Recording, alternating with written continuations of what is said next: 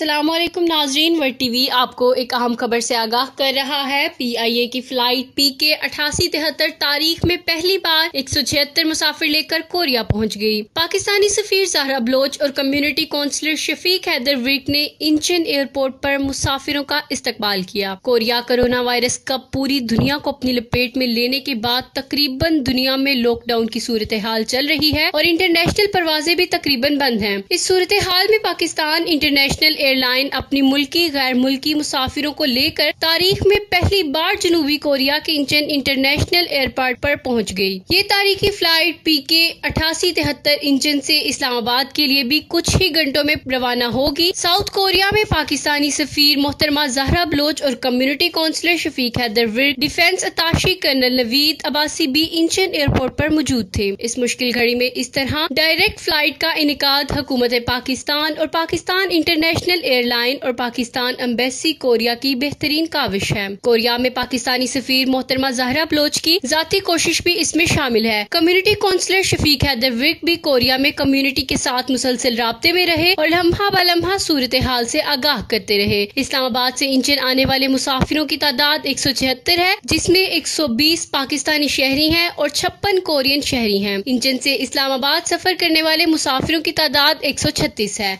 मजीद तफसीलात जानने के लिए देखते रहिए वर्ल्ड टीवी।